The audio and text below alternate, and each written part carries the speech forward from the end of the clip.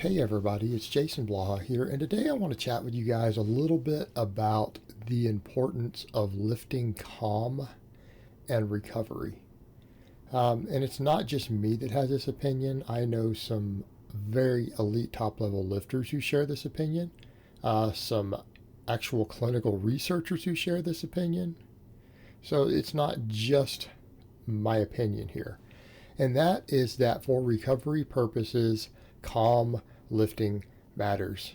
Okay, that's one of the things I point out to people. People will ask me all the time, they're like, Jason, you do 1 rep maxes every day and high volume afterwards, 7 days a week. How do you recover from that? I mean, you're in your 40s, and it's not like I'm lifting really light weights, guys. It's not like I'm a 400-pound deadlifter here. I squat mid 500s, deadlift low 600s, okay, at the age of 43. And I always talk to you guys about stress management, but people need to understand that stress management is also in the gym. And back in the day, I used to be a psyched up lifter, an angry lifter, to scream at the bar. But I've come to realize that this is not the key to productive training. Not the key to productive training. And when you look at someone like Matt Perryman, something that he wrote about quite a bit and something he was doing some of his doctoral work in. He's also the author of the book Squat Every Day, which, by the way, daily max squatting is also being researched at the university level by some serious coaches and researchers. Okay, and a lot of people say, maxing every day, and like I do, it's with different lifts. I rotate the lifts all the time. We do all sorts of variations.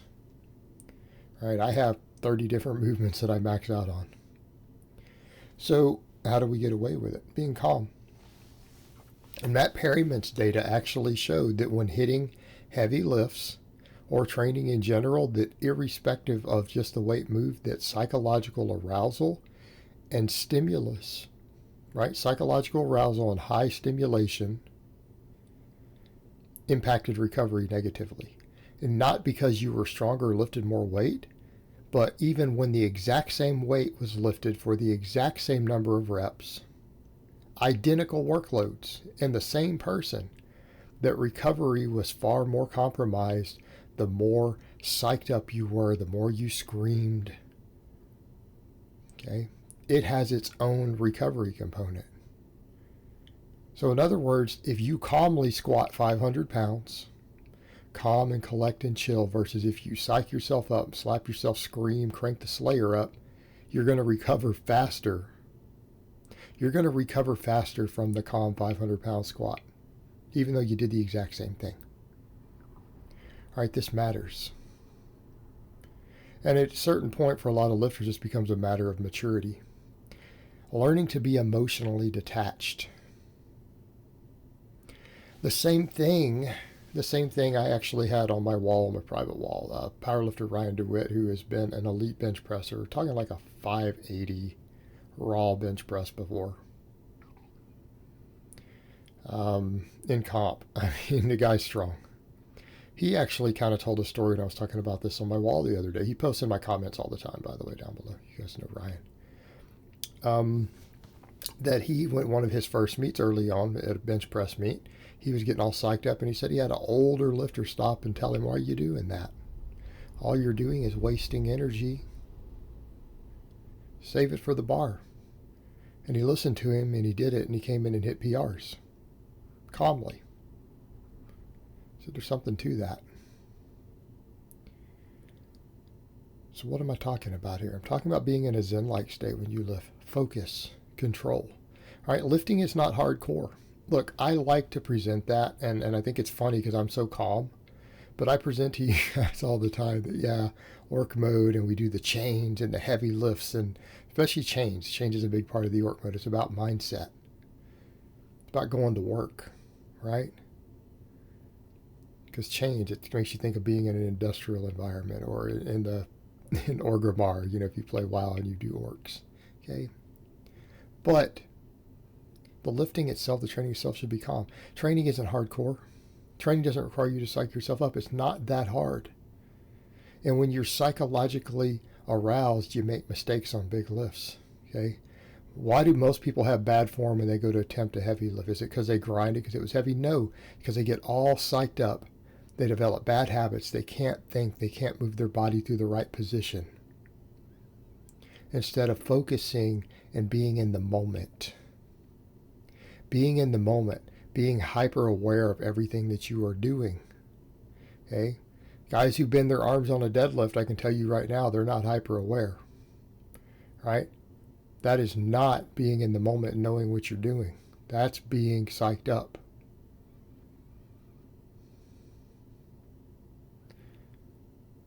See people mess squats up all the time.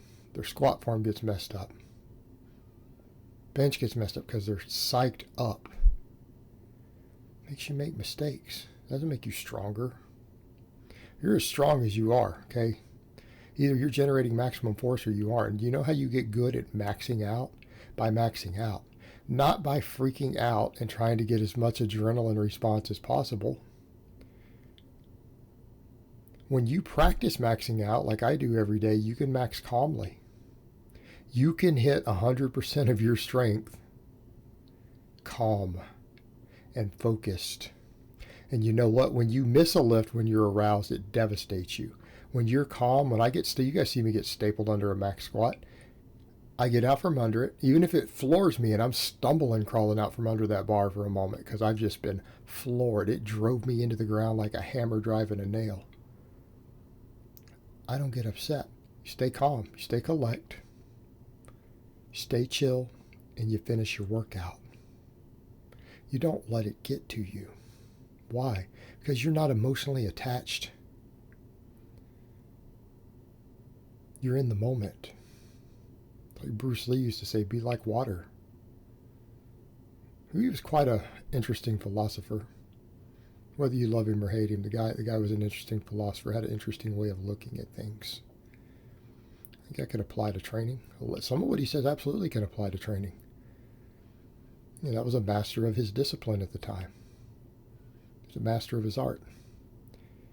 And he was calm, he was chill, he was like water, he was in flow state. Same with your training. Training's not hard. People say, well, what about going to failure? Going to failure is not hard. Yeah, it gets difficult near the end. The last couple of reps, you might grunt and strain a little bit.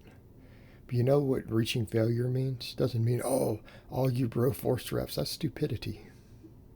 No evidence to back any of that doing anything other than just fatiguing you, hurting you. Going to failure.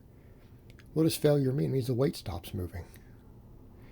You're lifting and you get 9 reps, maybe get a 10th rep, and you try to do an 11th rep and the weight doesn't move. Okay, that's muscle failure. Trying to go beyond that doesn't seem to stimulate any growth. It's debatable how much the failed rep actually matters. That's a subject of debate in exercise science. No one thinks going beyond failure causes more growth. Train to failure. Why does it need to be a dramatic thing? You can't come in and do 3 sets of tricep extensions till the weight stops moving? Well, what's hardcore about that? Why do you need a pre-workout to do that? Again, they just psychologically arouses you. It negatively impacts your recovery. Because you psych yourself up on the front end, you fatigue yourself, and it creates fatigue that you have to recover from that didn't even stimulate new growth. The pre-workout. Train, be calm.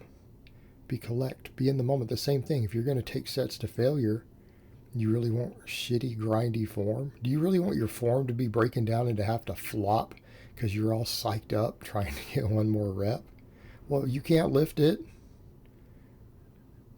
Not like you're hitting the muscle fibers that you want to hit when you start flopping. And if you're calm and you're collect and you're in the moment, people can't even tell that you're 1 rep from failure because you're using the same technique all the way through. And then you just hit a wall. You're done. But that's what you want. You've achieved fatigue of the upper threshold muscle fibers and they cannot fire again to lift the weight. That's it.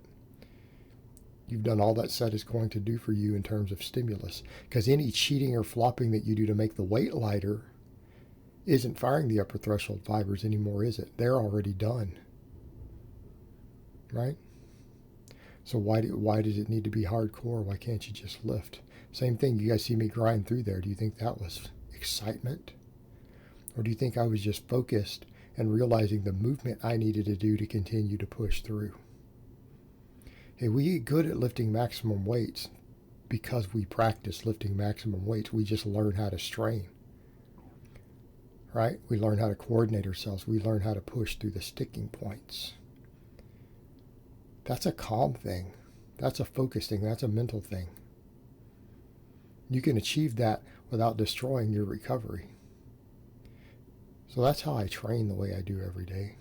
It's mindset. It's calm. It's flow state. All right, guys, well, that's really all I have to say on that today. I hope it's been informative, and I will talk to you guys next time.